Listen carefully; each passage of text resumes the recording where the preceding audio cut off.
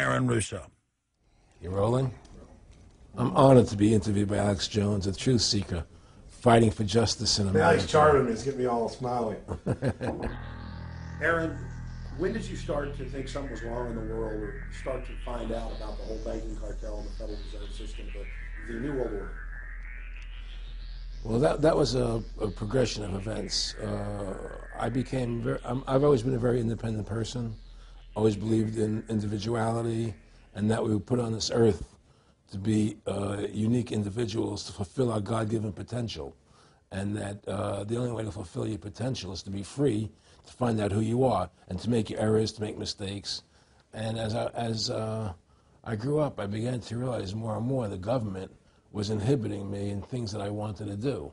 And what happened, I was very successful in the ladies' lingerie business. I worked for my dad. He had a small undergarment business. And I created the first ladies' bikini panties back in 1963, actually.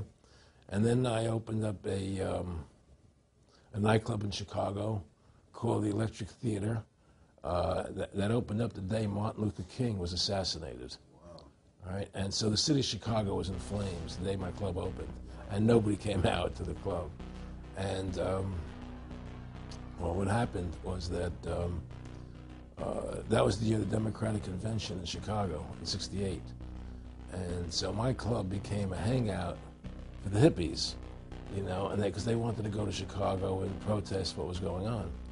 And I was having a concert at my club one night to raise money. And the police raided the nightclub, my club, for no reason at all.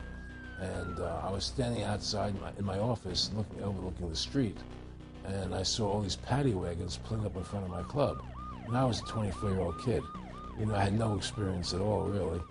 So what are these paddy wagons doing here? And then I saw all these cops getting out of the paddy wagons coming into my club. I said, oh my God, they're raiding me. And so I ran down to the stage, and I got on the stage, and I stopped the band from playing, and I said to the people in the audience, we're being raided, you know, so sit down on the floor, cooperate, and pull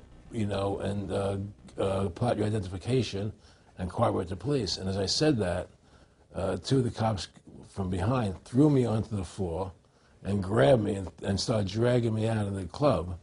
I'm going, you know, victory, victory, you know, I'm playing it for all it was worth at the time. I was a kid, and then I saw the fire department there, and the fire department was dumping garbage cans, the garbage all over the floor.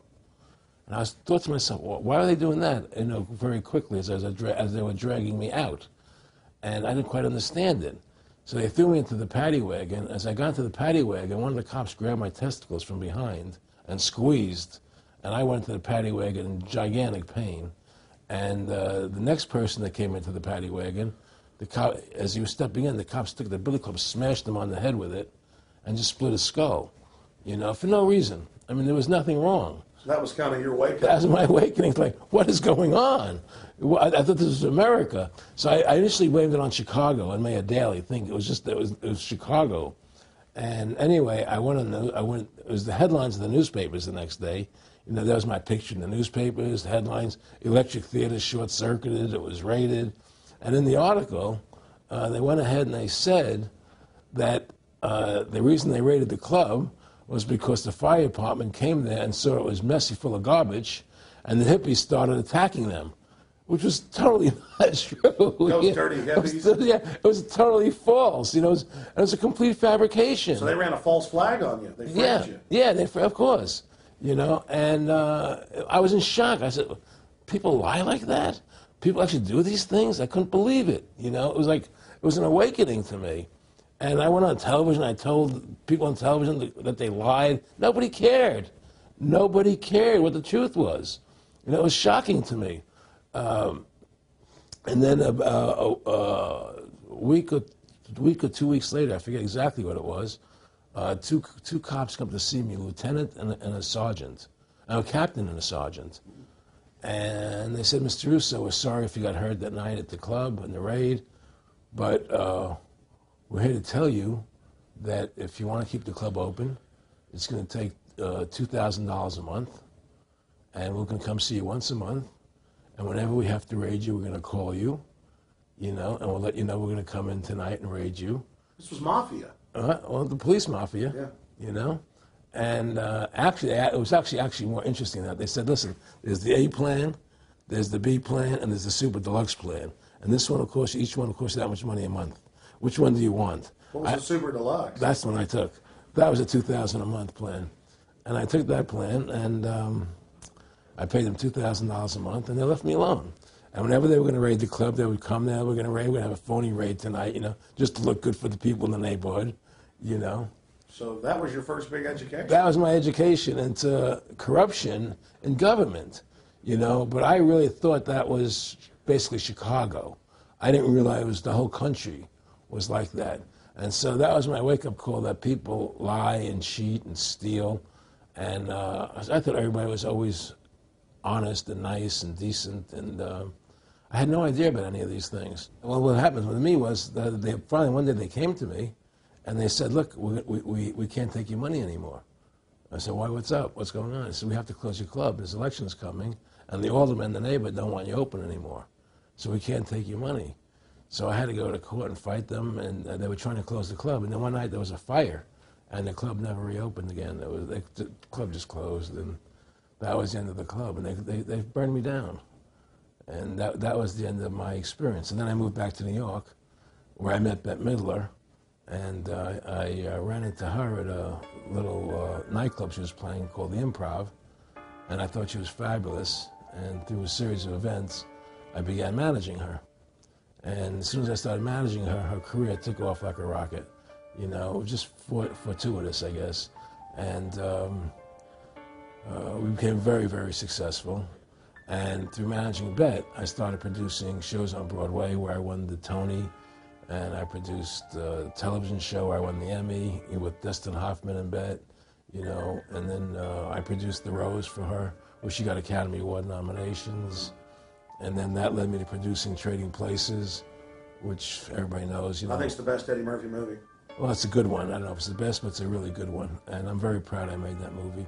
And so in my mind, I feel as if I've made a classic comedy in Trading Places, a classic musical in The Rose, and a classic documentary in Freedom to Fascism. You know, so I'm very proud of my work that I've done as a filmmaker. Aaron, why do you do this? What's the philosophy of your life? What do you think life's all about? I think the importance of life is to like yourself. If you don't like yourself, nothing means anything. To like yourself means you have to respect yourself. To respect yourself means you have to take actions that you respect if somebody else did them. And what's the point of living if you don't like who you are? You can have all the money in the world, and if you look in the mirror and you don't like what you see there, what's the point of it? So to me, the most important thing is that I like who I am, and that I take actions that I would respect if somebody else did them. And you live a life of character, honesty, truthfulness, and I believe that a person has the ability to mold their character like a sculptor can mold a piece of clay. You know, there's no saying that a leopard never changes its spots. I don't believe that. I believe people have the total ability to mold their character into what they choose to be in their life, what their ideals are. And that's what I try to do with my life. I am not the same person today as I was 30 years ago. I've changed a lot because I wanted to be something better than what I was before. And my philosophy is that you have to like yourself, you have to be a decent person with character and integrity and honor. And that's what's important. Back in the late 80s, I was a pretty big silver trader and gold trader. And I don't think I've ever told this story on tape before. I was a pretty big silver and gold trader. And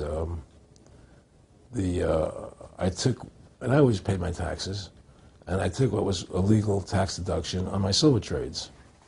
And a few years later, I think it was 88 or 89 or something, the IRS claimed that what I did, and other people did as well, was now illegal. We couldn't do it anymore.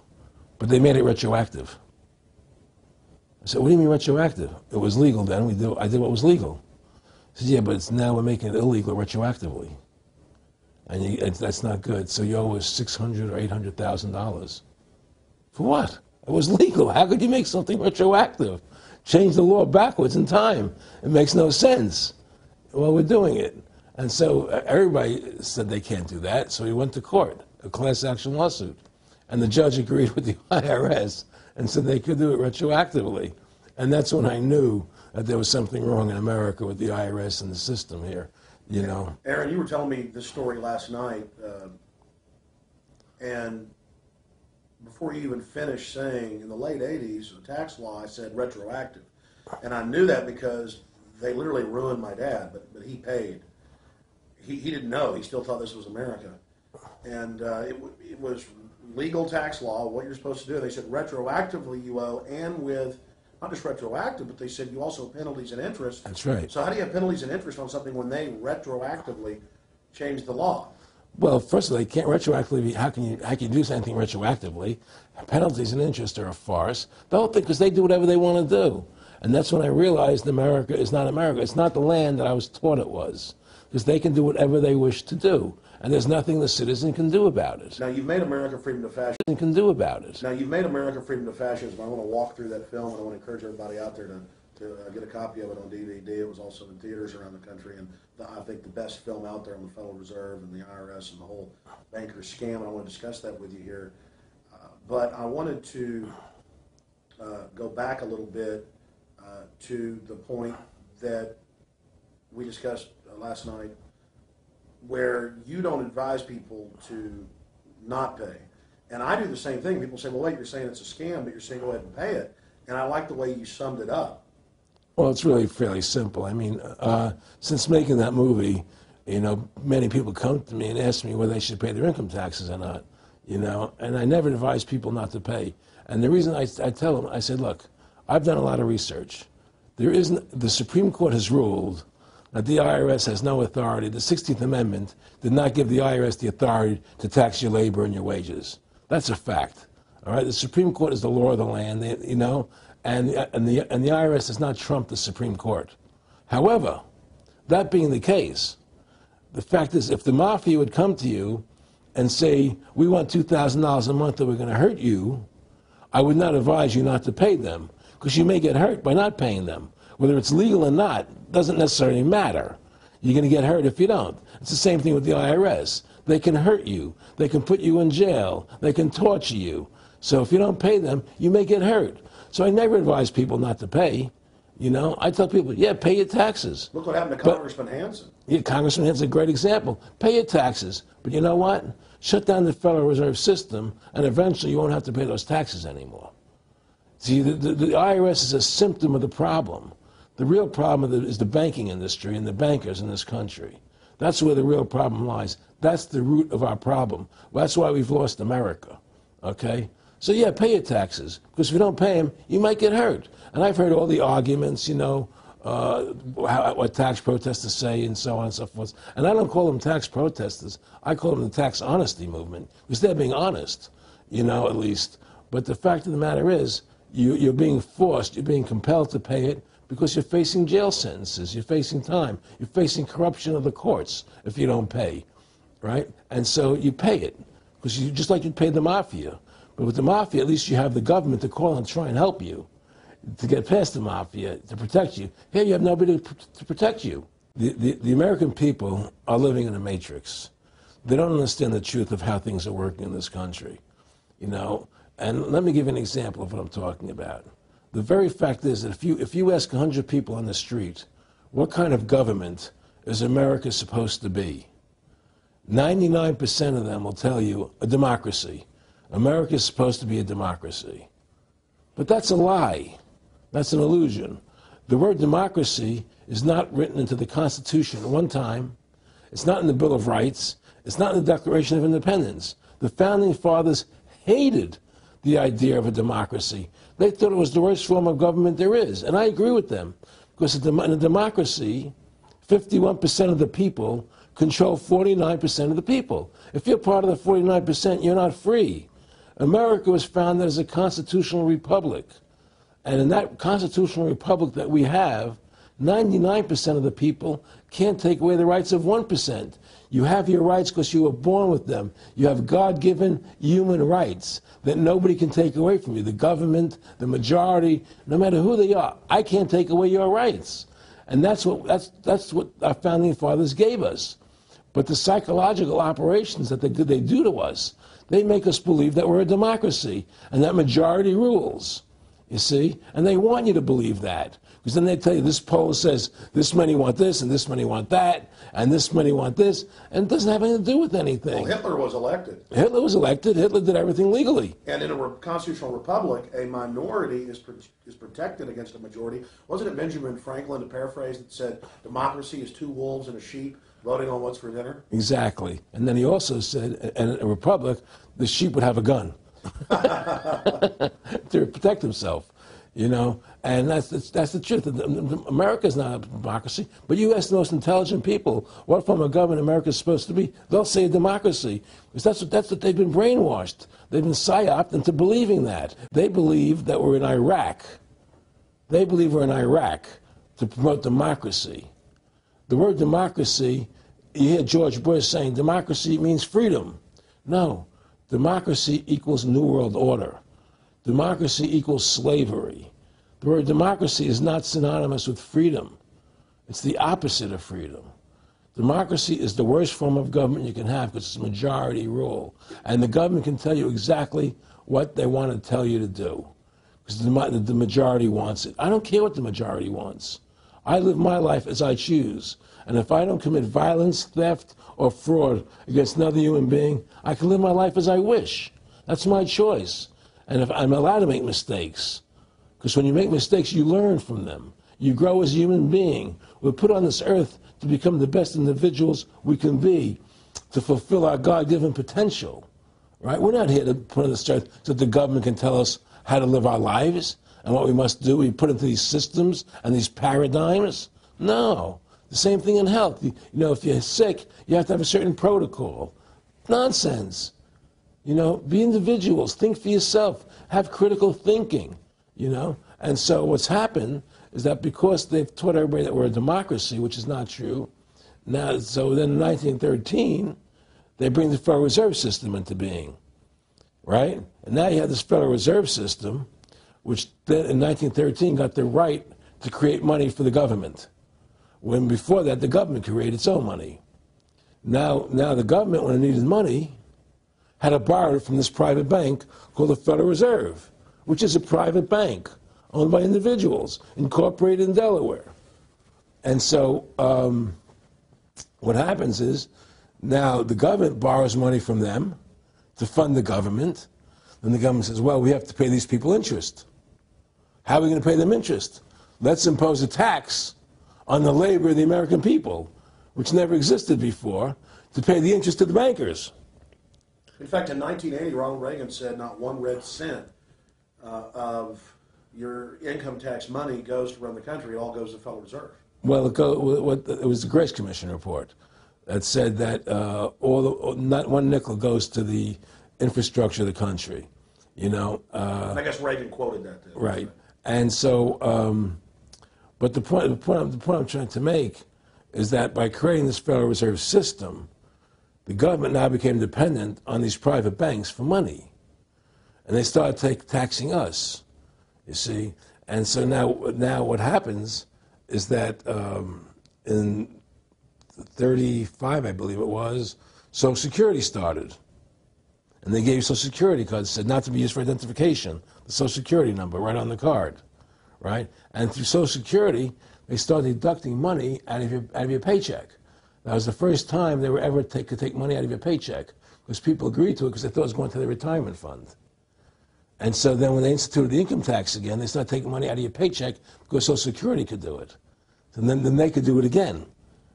You see what I'm saying? And so now they've even taken control of the tax payment itself. I mean, literally like you're a slave. They're taking it right there when you make it. Exactly. They don't even trust the public enough to send them a check. Yeah. Right. So they take it out automatically because they know people aren't going to want to pay it.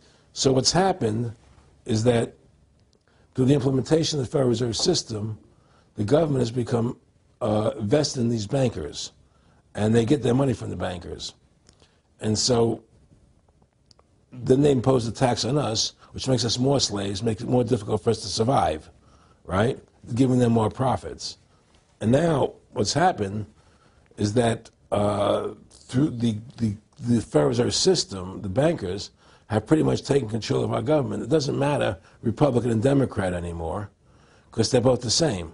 Neither one of them are talking about shutting down the Federal Reserve System or stopping the payment of taxes, you know, or any of the big issues that face Americans, right? So, I had a friend, Nick Rockefeller, okay, who was one of the Rockefeller family, and he, when I was running for governor in Nevada, he came to me, introduced himself to me through an attorney, and we became friends. We started talking about things, and I learned an awful lot from Mr. Rockefeller. And one of the things that we used to talk about was the ultimate plan of the banking industry, what they wanted to accomplish. And the goals of the banking industry, not just the Federal Reserve System, but the private banks in Germany and England, all over Italy, all over the world, they all work together. They're all central banks, and they're all part of the Communist Manifesto. You know, central banking is one of the major planks of the Communist Manifesto. We talk about America being a capitalistic country, but yet at the same time we have a central bank that plans everything for us, right? And the graduated income tax is another plank of the Communist Manifesto, right? So right there you have two major planks of the Communist Manifesto that have been brought in because of the Federal Reserve System, okay?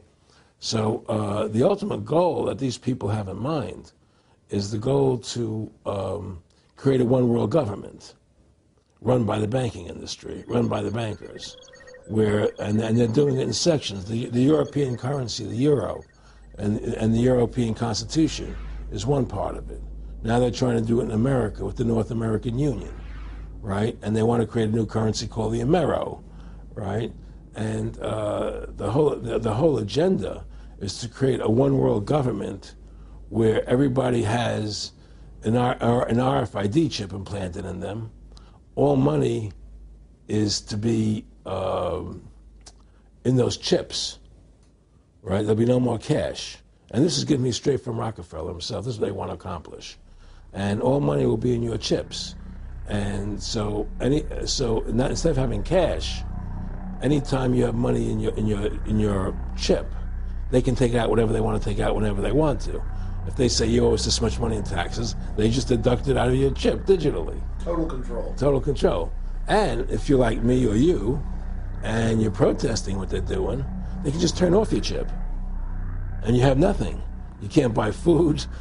You can't do anything. It's total control of the people. And that chip's connected to a database that has your purchasing records, what you do, what everything. you sell. Everything is in there, you know?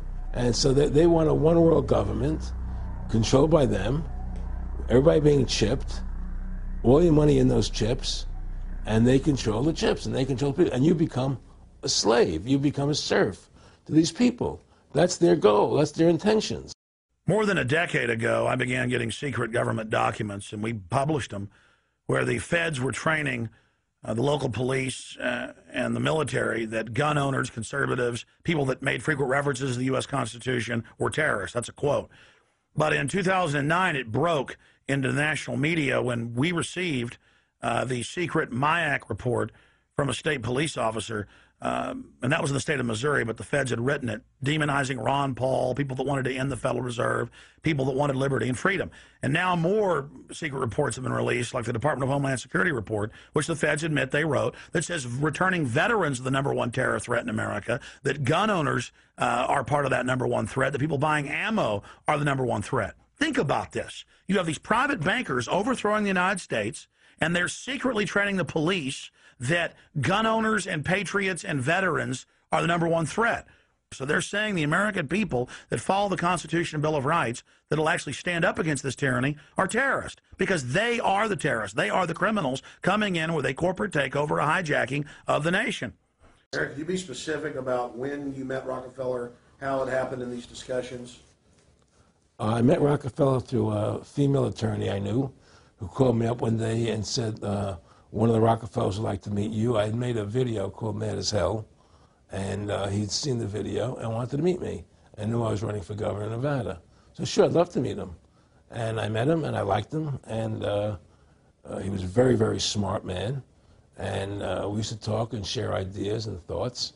And He's the one who told me 11 months before 9/11 ever happened that there was going to be an event.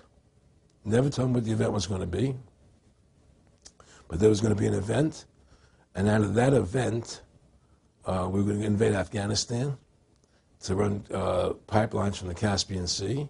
We were going to invade Iraq, to take over the oil fields, establish a base in the Middle East, and make it all part of the New World Order. And we'd go after Chavez in Venezuela. And sure enough, later 9/11 happened, and I remember he was telling me how how you're going to see soldiers looking in caves for people in Afghanistan and Pakistan and all these places, and there's going to be this war on terror, which is no real enemy, and the whole thing is a giant hoax, but it's a way for the government to take over the American people. He told you it was going to be a hoax. Oh yeah, there's no question. He says there's going to be war on terror, and he's laughing. There's no who are we fighting? I mean, why do you think 9/11 happened, and then nothing's happened since then? Do you think that our security is so great here that these people who pulled off 9/11, who were able to, can't knock down another plane? Come on, it's ridiculous. 9/11 was done by people in our own government and our own banking system to perpetuate the fear of the American people into subordinating themselves to anything the government wants them to do. That's what it's about, and to create this war, this endless war on terror. And that's why and that was the first lie. And the next lie was going into Iraq, to get Saddam Hussein out with his weapons of mass destruction. That was the next lie. Now, specifically, this was a little over 6 years ago? This was 11 months before 9/11. Yeah. And Nick Rockefeller, who's a lawyer, he's become your friend over the previous years, and he's saying to you that there's going to be this big event, and then out of that we're going to have a war on terror, and it's just going to go on and on. Right. An endless war on terror without any real enemy. That you can never define a winner. And did he say that it's going to be perfect because you can't define an enemy? It just goes on Yeah, and on? because you can't define a winner. There's no one to beat, so it goes on and on forever. And they can do whatever they want. They scared the hell out of the American public. Look, this whole war on terror is a fraud. It's a farce. It's very difficult to say it out loud because people are intimidated against saying it. Because if you say it, they want to make you into a nutcase. But the truth has to come out. That's why I'm doing this interview. The fact of the matter happens to be that the whole war on terror is a fraud. It's a farce. There's a war going on in Iraq because we invaded Iraq. And people over there fighting, But the war on terror, that's a joke, And until we discover what really happened on 9/11 and who was responsible for 9/11, because that's where the war on terror emanates from. That's where it comes from. It was 9/11 that allowed this war on terror to begin. And until we get to the bottom root of 9/11, the truth of 9/11, we'll never know about the war on terror.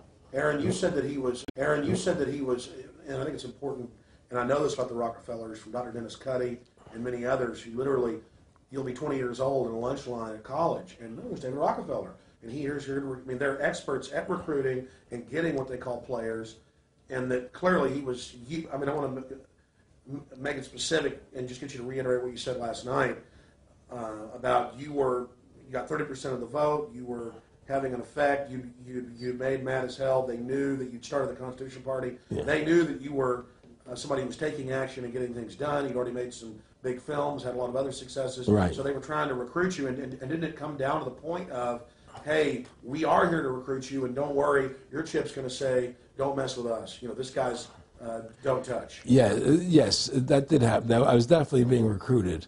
But it's more subtle than that. Well, in your words, just go through the process, and then what he said. Well, what it is remember, we were friends, and he used to come to my house a lot. We'd have dinner, we'd talk, and he'd tell me about business investments, how you get involved in, or they would help me with this business investment or that business investment. And was I interested in joining the Council on Foreign Relations? I would have to get a letter to join them, but was I interested in that? And just stuff, leading you on. And I used to say to him that I never really did that because that wasn't where I was coming from. As much as I like you, Nick, your ways and my ways, we're on the opposite side of the fence. You know, I don't believe in enslaving people, you know, and he would come back with, "Oh, I do." Well, it would be more like, you know, it's better for them. Well, it's more like, you know, how do I put it? It was like, what do you care about them? What do you care about those people? What difference does it make to you? Take care of your own life. Do the best you can for you and your family. What do the rest of the people mean to you? They don't mean anything to you. They're just serfs. They're just people. You know, it was just a lack of caring, you know, and that's just not who I was. It was just sort of like cold, you know. It was just like cold, you know. And I used to say to him, what's the point of all this? You have all the money in the world you need. You have all the power you need. What's the point? You know, what's the end goal? And he said the end goal is to get everybody chipped, to control the whole society, to have the bankers, the elite people, you know, the bankers and some governor controlling the world. And I said, all the people in the Council on Foreign Relations believe this way you do? He said, no. You know, most of them believe they're doing the right thing. A lot of them believe it's better off being socialistic. You know, we have to convince people that that socialism is really capitalism. Because America's becoming a socialist country. It's a communist country today. And here we are years later after Aaron Russo points out that this is not a capitalist or free market country, but is really socialist. In fact, here's the cover of Newsweek. We are all socialists now. But this isn't the socialism the public thinks it is, where the government robs from the rich to give to the poor. Actually, it's always the big banks, the elites throughout history that fund socialism. They want to use the middle class's money to basically domesticate the working class and expand the size of government so it can basically, in the end game, eradicate the middle class and have a giant submass of uneducated slaves who have no chance of ever rebelling against the tyranny, and a tiny elite in control of it all. And that is the very nature of this New World Order system. They are using big government to strangle competition, to take control of the people, to break up the family, to basically set up a global plantation or neo-feudalist state. Well, one of the things they told me was that he was at the house one night, and we were talking, and he started laughing. He said, "Aaron, what do you think women's liberation was about?" And I said, I had pretty conventional thinking about it at that point. I said, I think it's about women having the right to work, getting equal pay with men, just like they won the right to vote, you know? And he started to laugh. He said, "You're an idiot." And I said, "Why am I an idiot?" He said, let me tell you what that was about. We, the Rockefellers, funded that. We funded women's lib, you know? And we're the ones who got all over the newspapers and television, the Rockefeller Foundation. He says, "And you want to know why?" He says, "There were two primary reasons." And they were, one reason was we couldn't tax half the population before women's lib. And the second reason was, now we get the kids in school at an early age. We can indoctrinate the kids how to think. It breaks up the family. The kids start looking at the state as the family, as the school, as the officials, as their family, not as the parents teaching them. And so those are the two primary reasons for women's lib, which I thought up to that point was a noble thing. You know, when I saw their intentions behind it, where they were coming from when they created it, the thought of it, I saw the evil behind what I thought was a noble venture. Aaron, did you know that Gloria Steinem, in one of her own books, now admits the CIA funded Miss Magazine? No, I had no idea about that. No, I never heard that. Yeah, we're going to... CIA funded Miss Magazine? Funded Miss Magazine with the stated goal of taxing women and breaking up the family. No kidding. I never heard that. Well, Nick told me. I mean, I know it, but not because I know the CIA was involved in it. Well, Gloria Steinem was proud of it. Oh, the CIA wanted to help me help women. No kidding. So they funded it, yeah. And of course, it's divide and conquer. Right, and of course. What they do is they focus in, obviously, on real problems. Women were getting shafted in many ways, but the elite wasn't planning to help them. They were planning to really shaft them and take men away from them. Look at what they did with black families. You only had about 10% illegitimacy 50 years ago in black communities, and now it's over 90%. And look at welfare. We're going to give you some money, but you can't have a man in the house. Right. And so that was further to degrade the family. Totally destroyed and now illegitimacy is over 50% in the general population. Right. Well, see, the whole thing is these people control the money, so they make all the rules. You understand? And they put whatever rules they want into effect. And the truth is, America has really become a socialist, communistic country. And everybody says it's a capitalistic country. It's not a capitalistic country. You know, how can it be capitalistic when you have a central bank? That's the first. It can't be. You know, It's a planned economy. It's a planned economy. It's a phony. If they want to create prosperity, they just print dollars. They just make dollars or put digits into the economy, and then now you have prosperity. You don't have real prosperity. You don't have real manufacturing. You just have money being injected in. It's an infusion of credit, which only makes the government go into more debt. Into more debt. The Federal Reserve is poison to our country. Of course it is. It's poison. Whoever makes the money makes the rules. Rothschild said that. And they make the money. Why are we allowing these private bankers to make the money for our country? It makes no sense. Why are we paying interest to these banks to make money for us when the government can do it itself without paying interest and without all that debt? There's no answer to that question, and it's the question no politician will raise. Everybody talks about America's debt, how much debt we're in. We're in debt because we have to borrow money. But we don't have to borrow money. They designed it so we go into debt. Exactly. We can create the money and back it by gold so they can't create too much of it, so you don't have the inflation. And do what the founding fathers gave us. But instead, the bankers make the money, they control the government, they buy the politicians, they tell us who gets into office, you have computer voting, that's a fraud. They do whatever they want to do to us. They do whatever they want to do to us, and it has to stop. My friendship with Nick Rockefeller was one where we expressed ideas to each other and thoughts and philosophies, and he wanted me to become part of what they were doing, and for me to become a member of the CFR, and offered various business opportunities for me to get involved in, and for me to not take up the fight or the battle that I've been taking up in the past, you know, to drop that idea, because what was the point of my fighting for the people? I was a guy who was very successful in the movie business, and I saw the truth of what was happening. I tried to express it to the people, and rather than having me express it to the people, they wanted me to join their side because I was a mover and a shaker, and rather than me opposing them, to join them. It was real simple, and he tried to recruit me into that situation, and I didn't go for it. Did he get angry when you didn't go for it? No. And, you know, it was like, you know, I remember one time he said to me, you join us, so you have an ID card, Aaron, you know, you have a chip, and your chip will say KMA on it. And I said, what does KMA mean? He said, it means kiss my ass. And anybody stops you, a cop or whatever, and you show them your card or your chip, and they'll know to leave you alone, because you're one of us. Why are you fighting for the people for? What is that about? The people are just, you know, they have to be ruled. They have to be, you know, the Constitution, what you're standing for, is only for a few people. It's only a few individuals that can live that way, you know, and we believe that it's best for society to be ruled by an elite people who control everything. And I said, I don't believe that. You know, I believe God put me on this earth to be the best person I could be, and put everybody on this earth to be the best they can be, not to be a slave and a sheep to you and these people. And I don't understand why you want to control everything. What is the need for that, you know? And I asked him, do all the people in the Council of Foreign Relations feel the same way you feel? He said, no, a lot of them think they're doing the right thing. They think that socialism is the best way to go. They think that, that they're doing the right thing.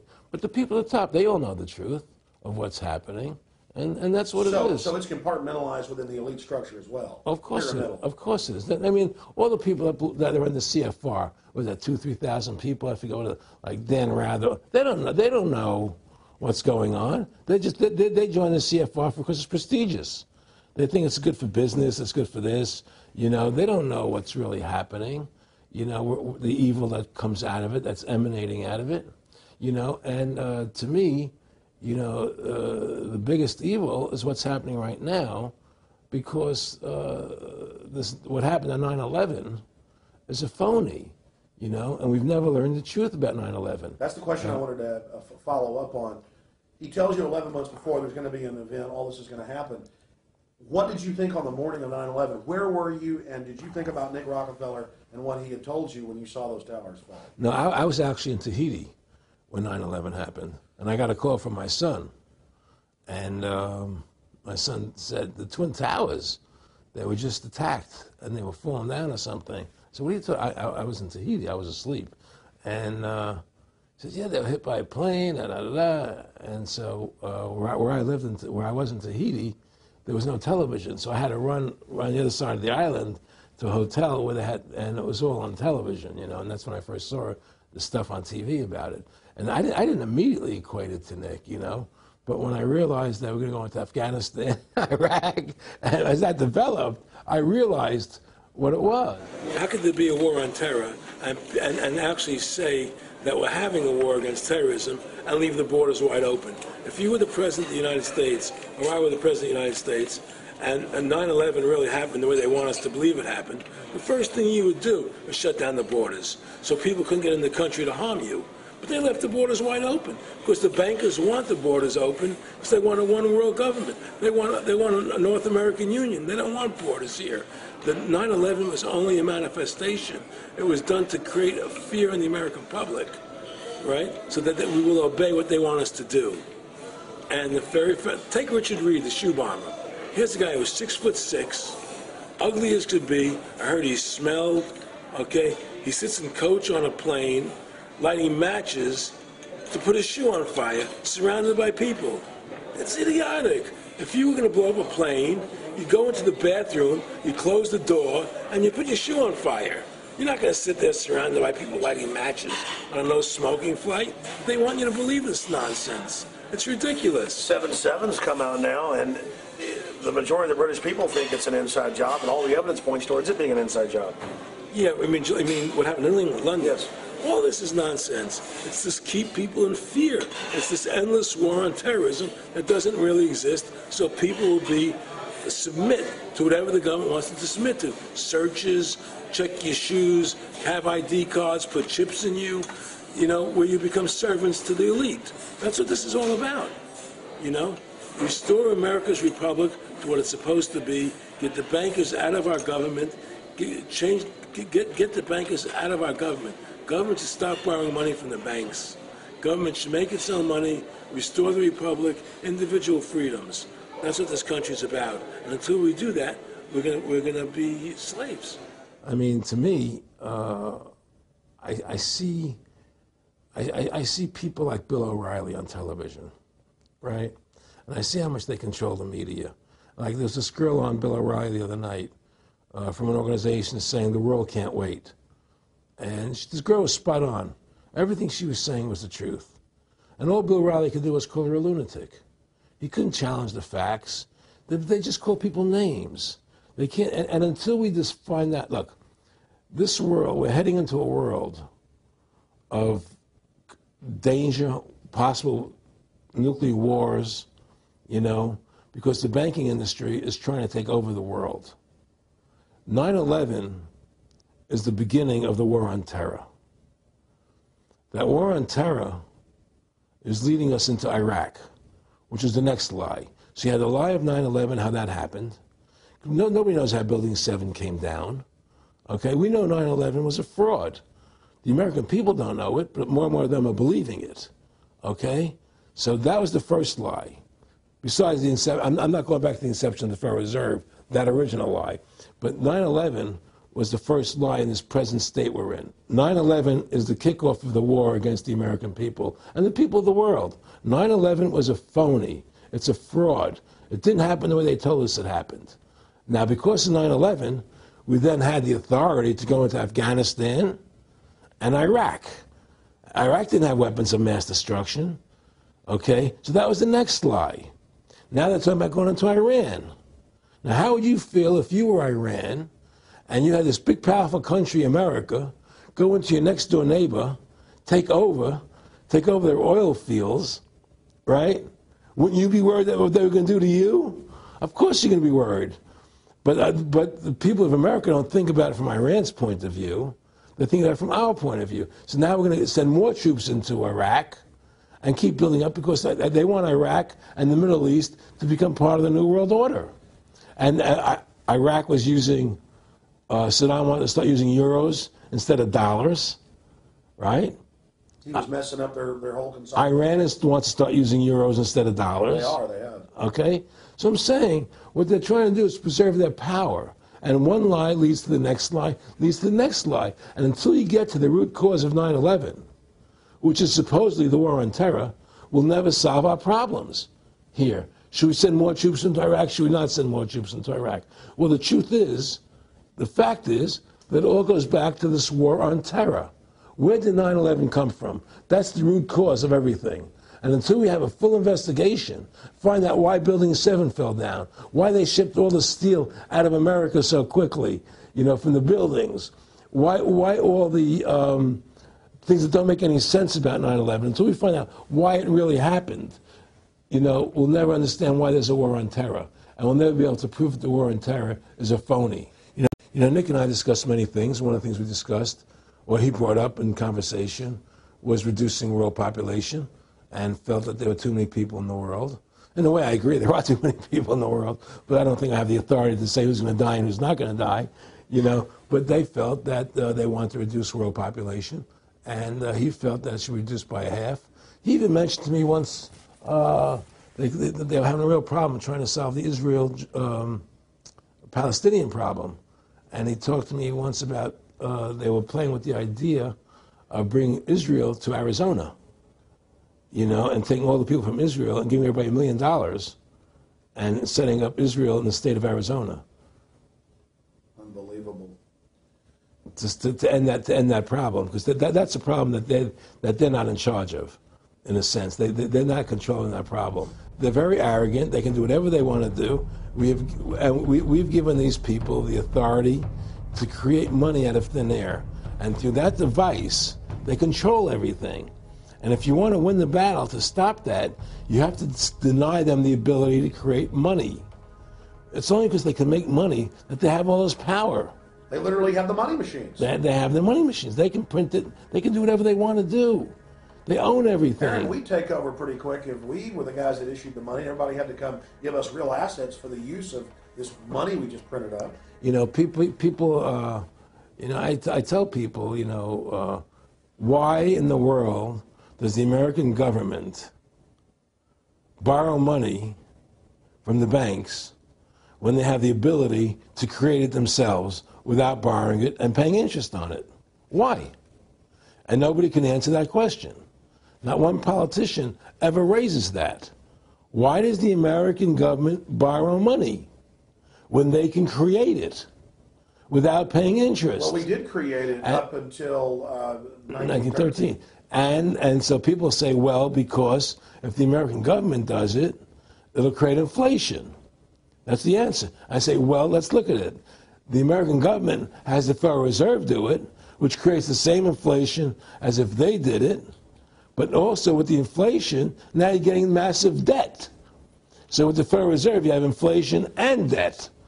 Now, if the American government made the money, backed by gold, which limited the amount they could make, you wouldn't have debt and you wouldn't have inflation. But inflation was only about 50% from the 1780s, I looked it up, until the late 1800s. And then we have the central banks already trying to cause some panics, which they then used to push the Federal Reserve. And if we look at inflation since 1913 into 2007, it's exponential. In fact, $1 is worth about 2 pennies what it was worth in 1913. Federal Reserve Chairman, former Federal Reserve Chairman Alan Greenspan, doubled the money supply from 2000 to 2006. And then Edward Bernanke, the new Fed chief, came in and said he's going to double it again in the next 2 years. And then he said, now I'm going to make the money supply numbers secret. And so now we don't even know. Right. But the evidence is they are just, in the curve of inflation, it gradually grows. And then suddenly at a point, it goes straight up. And it seems it's now... It's parabolic, yeah. Parabolic. But the thing is that the only thing I disagree with you on from... early 1800 to 1913, there was no inflation other than during the Civil War. When Lincoln was well, I'm talking about how much $1 was worth. And I know it never changed. There was no inflation in that whole 100 years. there was no inflation. People knew what the money was worth. They could retire. They knew what it would cost them to live their lives out. There was no problem. It was only since 1913 when the Fed came in that we created massive inflation and massive debt. So then what you said earlier, then there really wasn't inflation. There was no inflation. So you don't get inflation when the government issues the money, at least in the U.S. history. Well, not if it's backed by gold. Well, exactly, but I'm talking about, and I did look this up, and I believe that if you look after the country was set up, and some of the things that happened with Andrew Jackson and the rest of it, there were points where it spiked and there were manipulations. There were points, mostly during the Civil War. Yeah. And that's because Lincoln printed so much money. Exactly. That's right. But once that ended, but basically there was no inflation other than that during that short period of time.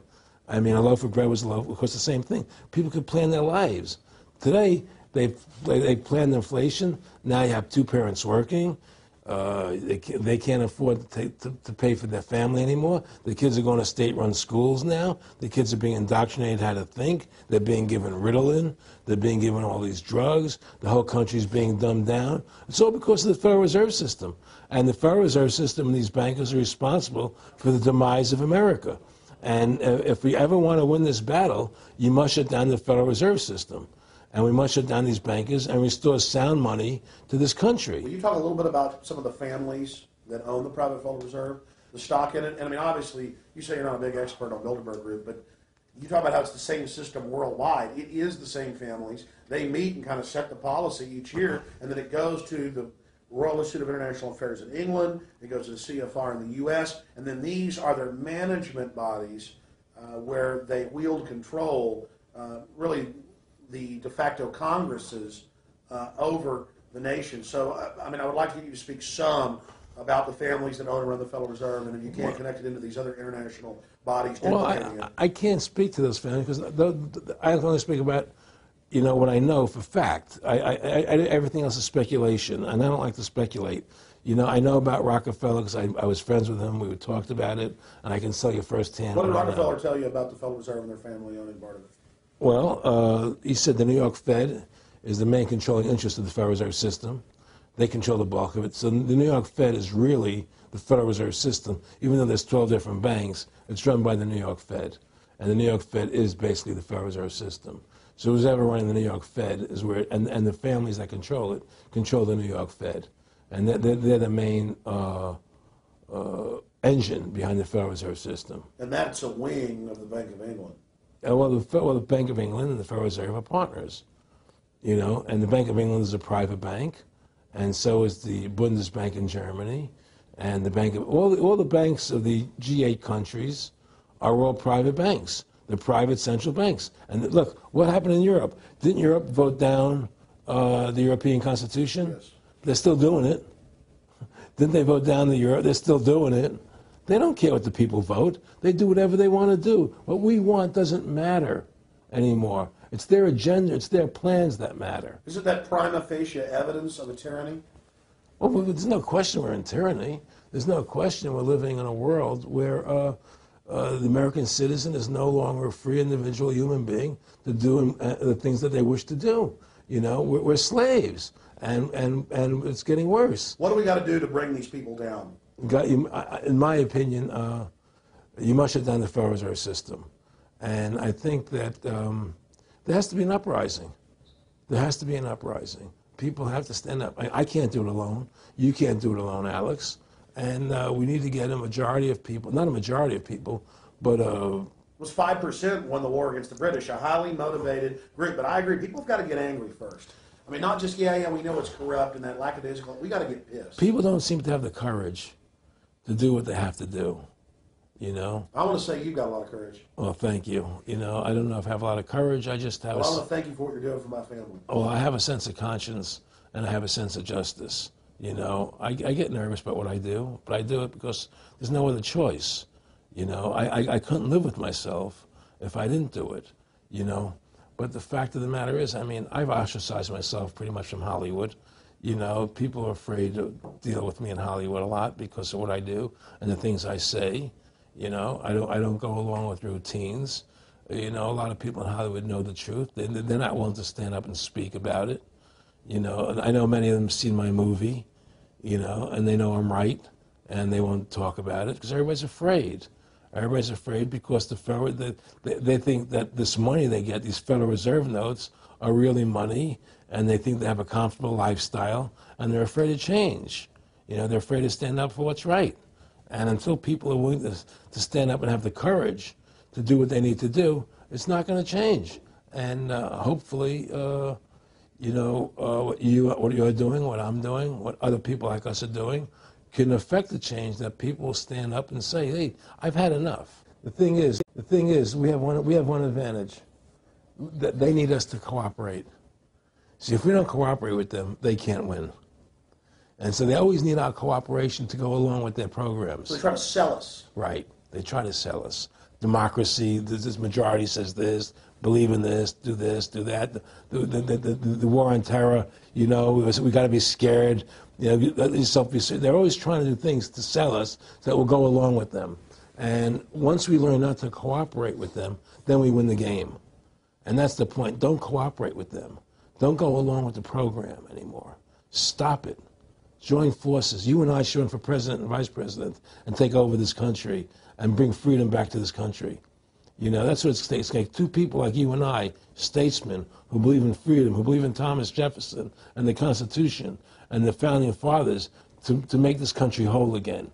Because right now it's in the grip of the evil ones, you know. And the only way to stop that is for good men to stand up. Was Edmund Burke said, evil can only thrive when good men do nothing? Yes. Right? We got to do something. That's what it is, you know. Silence is golden, but when it comes to your freedom, it's yellow. You know, we have to stop being scared. We have to stand up and do what's necessary to take back, to stop these bankers, these elite, this government full of lies, congressmen full of liars, you know. People destroying our borders, you know, creating a government. I mean, imagine this. Here you are in America, and they're combining America, Canada, and Mexico into one country, the North American Union, and the American people don't know anything about it. It's not even in the press. They'd rather talk about Rosie O'Donnell and Donald Trump calling each other names than discussing the fact that we're merging into one country. The press doesn't even report it. Or that Paris Hilton doesn't wear underwear. Yeah, Britney Spears. But I mean, who cares? I mean, the fact of the matter happens to be that tells you how controlled the media is. Here you are combining America, Canada, and Mexico into one country, and you don't see it in the press. Unless maybe it's Lou Dobbs. You don't see it in the press. You just don't see it. It should be the top story everywhere. Everywhere, and not a word about it, really. Why? That tells you there's the evidence that it's controlled. They don't want the American people to know what's going on. That's why they don't protect our borders. That's why we're losing our Constitution, the very document that secures our freedoms. There is a rising tide against it. There is a rising tide, but we have to mobilize. We have to mobilize. And we have to get all the good people in this country to stand together and say, I'm not going to take it anymore.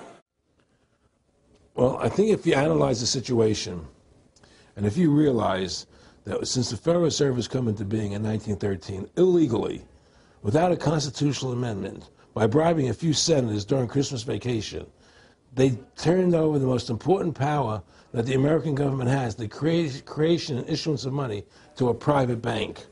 Through that private bank issuing money, they have destroyed this country. They have destroyed the purchasing power of the money in this country. They've created social programs that are destroying this country.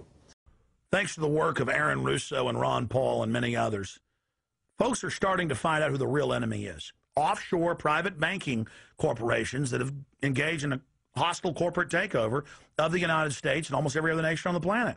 And the private Federal Reserve is their beachhead here in the United States. Ron Paul has introduced H.R. 1207 that at time of taping has over 87 sponsors, just to audit the private Federal Reserve that arrogantly says it's above all U.S. laws and above all three branches of government and that no law enforcement can investigate them. I mean, how asinine is that? How above the law is that? How ridiculous is that? Everybody else gets audited. Nobody else is above the law but them, this group of plutocrats, this group of polycentric bankers that are setting up this neo-feudal world system. Now, they've taken over our government, both Republicans and Democrats. There's no difference anymore between the two parties. They control both parties. It doesn't matter to them which one wins, because who's ever running for president will be someone they anoint, okay? Whether it's Hillary Clinton or John McCain running for president next year, they're going to be people that are going to do what they want them to do. And the fact of the matter happens to be that you can't win an election unless you have enough money to win. They make sure who gets the money. The most important point is they control both parties. And the public continues to only focus in on the distraction of the left puppet and the right puppet instead of looking at the puppet masters. In fact, more and more of this is coming out. Top Senate Democrats, bankers own the U.S. Congress. Senator Dick Durbin on Chicago radio station last week blurted out an obvious truth about Congress. This is from Salon, that despite being blindly obvious, it is rarely spoken. And, quote, the banks, hard to believe in a time when we're facing a banking crisis, that many of the banks created are still the most powerful lobby on Capitol Hill, and frankly, they own the place. So there is one of the most powerful Democrats in the country, top Senate Democrat, saying bankers own the U.S. Congress. It's true. Let's admit it. Let's stop debating the two puppets they put out in front of us, the liberal puppet, the conservative puppet, and then every time we wake up to one of the puppets, they just replace it with another puppet. Let's look past the puppets to the puppet master above them that's controlling the puppets. That's all Aaron Russo and myself and Ron Paul and so many other people are saying. Let's get back to a culture of liberty versus tyranny, not this left-right diversion. You know, when folks are sick of Obama in 4 to 8 years, they're going to put a Republican in, and they'll put out different rhetoric but carry out the same operation. Because as the top Senate Democrats said, the bankers own the place, even though they engineered the crisis. And make no mistake, they did engineer it by design. Their own documents, their own IMF and World Bank documents admit that. And out of this crisis, they're setting up the new Bank of the World, according to Time Magazine and Newsweek and the Wall Street Journal and just hundreds of publications with headlines like, and now for world government, and the Financial Times of London. They create the crisis and then say, okay, our Ponzi scheme's falling apart and bankrupting you. Give us $12.8 trillion in the first 6 months of the banker bailout. And now they say, we'll set up a Bank of the World you pay your carbon taxes to, and private bankers will rule your life, and we'll pay private greenhouse gas carbon taxes to 2 firms owned by Al Gore, and this is publicly admitted. I mean, this is how bad the scamming is getting. And we've got to wake up. We've got to say no. We've got to get angry and get in the face of the New World Order. Again, the private offshore bankers own America. They own both parties, but they get you in a rah-rah, Coke versus Pepsi, Redskins versus Cowboys, fight. And you get in this little political fight as followers instead of looking past that to the actual global elite and what they're setting up. So through these bankers attempting to taking over America, knowing that America was the freest nation in the world, it was necessary for them to take over America, take away our gun rights of freedom to bear arms, and create a country where we become slaves. Because once they take over America, the rest of the world becomes a lot easier for them. And so by creating 9/11, an event to terrify the American people that were being attacked by terrorists, you create a world where there's an enemy that can never be pinpointed. You can never win the battle. It's a 100-year war. It's a never-ending war on terrorism, right? So you're always fighting this war. And through the war on terrorism, which is the 9/11, which is the first lie, then you create the war on terrorism, which is the next lie. Then you create the war in Iraq for weapons of mass destruction, which is the next lie. And it's one lie to the next lie to the next lie. Now it's going to be Iran, the next lie, sending more troops and a surge into Iraq. It's just one thing leading to the other. And it's always with the event. It's always in the point of taking over more countries, more dominance. Making sure the American dollar, making sure the G8 stays in control of everything. And what they want to do is to control the American people, control the people of the world, put RFID chips in everybody, so everybody's a slave to these central banks. Did you ever talk to Nick Rockefeller after he told you all this and then 9/11 took place? No. No. No. But he did. I told you. He told me that you're going to see men running around caves looking for Osama bin Laden. You know, you're going to see men looking for, you know, these guys, and they're going to be, you know. He told you it was all going to be bull. It's a phony. The whole thing is a fake. It's a fraud. Was he laughing, or was he just coldly saying this? No, it's more laughing, cynical, laughing. You know, it's more like, look how stupid everybody is. Look how stupid everybody. We can do whatever we want to do. Well, it is ridiculous. It's like with al-Zakari. They claim they killed him like 14 times. And they never said, well, we didn't kill him last time, but we killed him this time. They never even, now they're like practicing being ridiculous. Well, what about bin Laden being in the American hospital, getting kidney help? Yeah. Right? In the American hospital, right? They could, if they wanted Osama bin Laden, they could have gotten him. Oh, yeah. He was right in the American, after the coal. Well, every time our troops really would keep catching Taliban leaders, they would be ordered by the generals to let them go. That's come out in the newspapers, but only here or there. And they kept going, and then Pat Tillman was complaining about it, and then he got shot. I talked to his brother. Oh, you did? And then he got shot, and it was a big hero charging Al-Qaeda. No Al-Qaeda, somebody shot him in the back. Look, we're dealing with complete evil. We're dealing with complete evil. And until the American people wake up and say, we don't want this evil in our country anymore, and we want to come back to a country of decency and goodness and integrity and honor, you know, we're going down that road. And that's what it's going to take. It's going to people to stand up and say, we don't want to live in this kind of a world anymore. You know, I believe we should pull all our troops out of Iraq. I believe we should leave other countries alone. Let other countries live their lives the way they choose to. You know, stop trying to spread democracy around the world, which is the worst form of government there is anyway. Restore our republic to what it's supposed to be, and go back to what the founding fathers gave us, and try and restore that. Restore the republic. Like the point of everything is that we have to mobilize. Each one of us. You and I can't do everything, Alex. You and I may be leaders. We may be out there, and people listen to us, what we have to say, and follow us. But the truth of the matter happens to be, it takes all Americans to stand together, to stand tall, to mobilize and say, we're not going to take this anymore. I'm mad as hell. I'm not going to take it anymore. We're going to stand up and fight the battle. And you and I can't do this alone. We're just leaders of the thing. But other people have to join in with us and stand side by side, shoulder to shoulder, and say, I'm not going to take it anymore. That's what it's going to take to win this effort, and to stop cooperating with the government and with all their rules and regulations, and to wake everybody up, to hand out DVDs of my movie, to hand out DVDs of your movie, to educate everybody to what's going on. Well, if you don't fight the corruption and you don't stand up for what's right in life, you can end up being a serf and a slave, and you're leaving your children a world that you wouldn't want to live in yourself. So how can you, in decency, behave that way? You have to stand up for what's right in life. And unless you do that, you're nothing. Well, freedom and liberty is what people really want, you know, and it's time to stop the duplicity of the government from lying to us. You see, many people know the truth of what's happening in this country. They know the truth, like the numbers you gave about 9/11. But they're afraid to stand up. People have to find their courage and stand up and say, I'm not going to take this anymore. I know the truth, you know. And it's like they create a situation where if you tell the truth, you're considered a lunatic. You know, in other words, if someone goes on a TV show and says 9/11's an inside job, oh, you're an idiot, you're crazy. They call you names. You can't be afraid of that.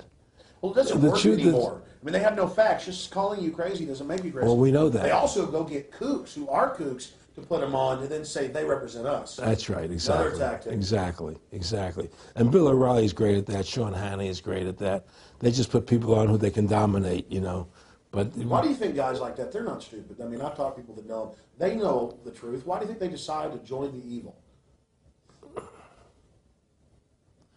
That has to be in their hearts. I mean, I had the opportunity to do that, and then in my heart, I couldn't do it.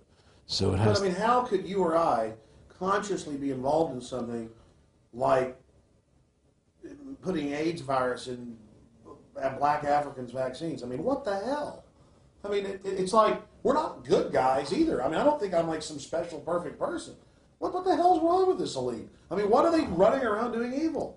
I mean, they just run around continually doing evil. I think a lot of them think they're doing the right thing. I think a lot of them think they're doing the right thing. Not the top elite, but people within the system, you know. But I think that it's all about, as Nick said to me, it's about control and power. They have all the money they want. They can make all the money they want. They have a machine that can make all the money. It's not about money.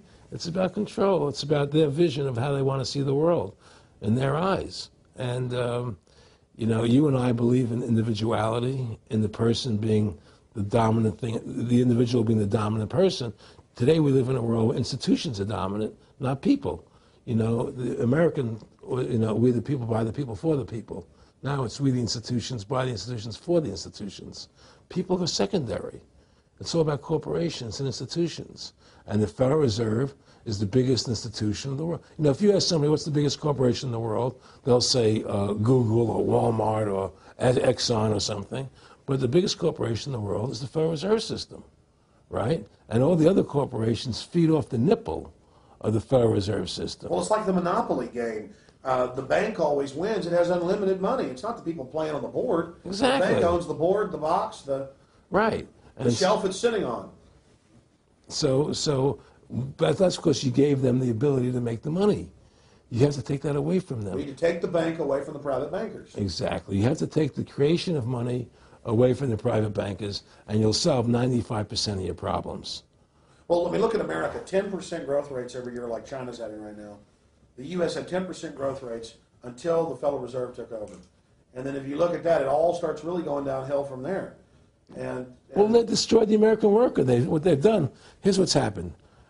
The Federal Reserve has created this massive inflation in America, which means that the American worker has to keep making more money to keep up with the cost of living.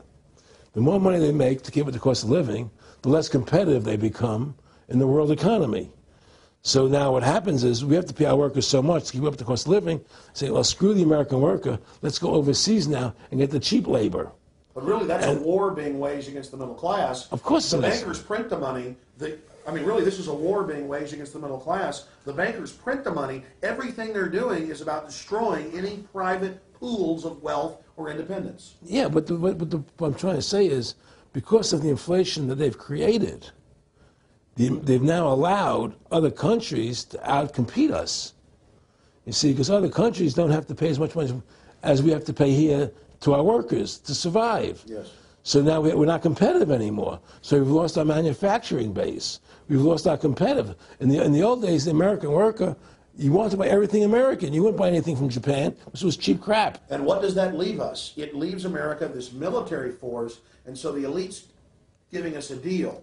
We'll continue to build up your military and give you homeland security jobs, shift your economy over to being the bulldog enforcer of the New World Order. Exactly. You can either do, and by controlling the economy, they force everybody into that position. That's exactly correct. That's exactly correct. And there's no more manufacturing here. We're a service economy. We do nothing. We provide nothing. We provide nothing to the rest of the world anymore. Well, first of all, Freedom to Fascism is a movie that everybody should see, because we show the fraud of the income tax. We show how judges put people in jail for no reason. We show the corruption of the justice system, and we show how the Federal Reserve came into being and how it's controlling society, and how all the central banks of the world are working together through the Bank of International Settlements in Switzerland, which is the central bank for all the central banks, and how they all work together to create this one world government, the one world order, which is what they're trying to do. So Freedom to Fascism is a movie just to get you a good basic education about how the world is really working. And I really want everybody to see that movie. Critical. In terms of the CFR, in terms of compartmentalization, I mean, there are many good people, I believe, that are part of these organizations who don't even understand what the organization's really about. People like when I was in Germany doing cancer treatment, there was a gentleman there who was visiting a friend of his who had cancer, and he was a member of the CFR, and we were talking, And I showed him the movie. He said, "Oh my God, I'm going to resign." I had no idea this is what the CFR was about.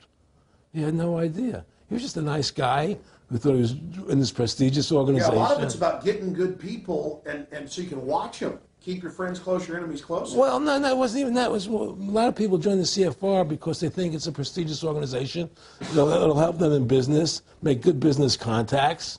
They didn't have an understanding that the CFR is really about world domination, about how they and the Trilateral Commission, the Bilderbergers all work together, with the banks to control the people. A lot of them don't understand that. They don't see the big picture. Oh, it's CFR, it's a prestigious organization. I'll meet this one, I'll meet that one. I can do good business deals out of it. It's just business to them. The CFR wants to get the people in there that have influence and power, and so they're part of that. So they're not opposing them, It's like the whole country today is becoming the haves and have-nots. You're getting the very, very wealthy, the middle class is being destroyed, and you're getting the poor people. Isn't this just a slick mafia that took over and uses fancy PR? Well, you can call it mafia, you call it whatever you want, but it's definitely a criminal organization. There's no question about it. But it's a criminal organization that has prestige, that appears to have what's the word I'm looking for? Class, style. It's like, respected. It's respected. People don't look at it as being a criminal organization. That's what a great job they've done. People look at Alan Greenspan as being a hero. The maestro. What do you think happened with him in the late '60s? He wrote a big section, a chapter for Ayn Rand in a book, and he talked about how horrible the Federal Reserve was. We needed a gold standard. Now the bankers are robbing us. And then they literally came in and said, "Oh, and you see somebody who made a deal with Beelzebub." Well, exactly. You make a deal with the devil. I mean, it gave him a chance to be one of the most powerful men on the earth, and it gave him a chance to accomplish things he never thought he would accomplish in his life other than that. And it's very seductive. It's a very attractive perfume. I mean, I was attracted when they came to me and spoke to me about it. I thought about it. I was attracted to it, They asked me if I wanted to open up these nightclubs, open up a chain of Baywatch nightclubs, and we'll do this thing, we'll do that, and we can do this. I mean, all these things were proposed to me, business ventures. But You know what it is? It was your nature, though. It's the way you are. You couldn't take the deal. Well, I can't do that to people. I just can't be in a position where I can do that to other people. I have a conscience, and my conscience would not permit me to do that. People say I'm very courageous. I don't think I'm courageous. I think I have a conscience, and my conscience doesn't allow me to do that to people. It makes me feel sick. I just don't believe in it. No, I agree. When I do bad things, I feel bad. When I do good things, I feel good. Yeah, exactly. I feel the same way. And I mean, I don't know what's going to come out. I mean, I don't have that much money, but I've got some money. I mean, it's like, what more do I need? I can go on a trip if I want. I can pay for my kids to go to school and have my life, comfortable. I mean, how do I go out and screw people so I can have some more junk? Well, money's a funny thing. I was talking to Michael Eisner one day, and I said to Michael, you may have $1 billion, Michael, but they're all dollars. If the dollar goes bad, how much money are you going to have? And that's the thing. Everything is denominated in dollars. Everybody thinks in terms of dollars, but the dollar has no value.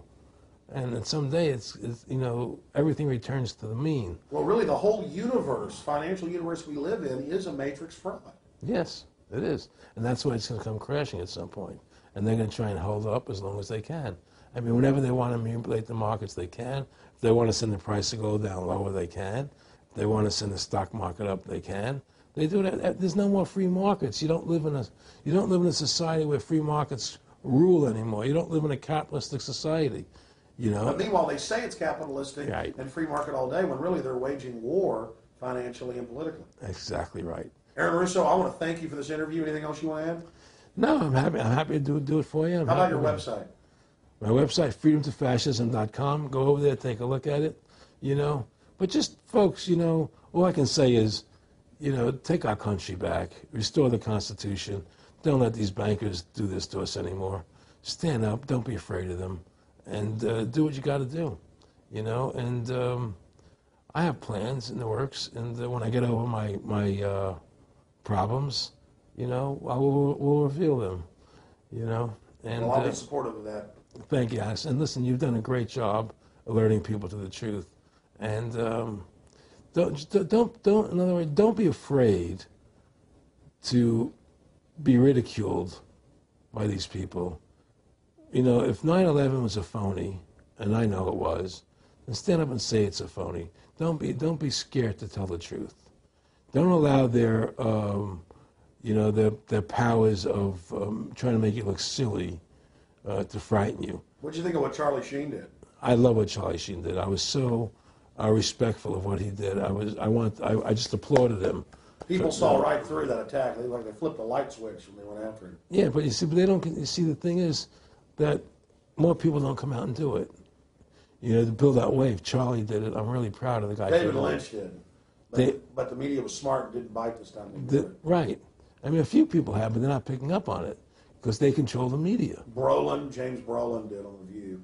I heard that. I heard that as well. But again, they're not picking Barbara up. Walters looked like she's about to have a heart attack. But they're not. But they don't pick up on it. You see, they don't allow it to go anywhere. You know, it comes if someone says something, they let it die.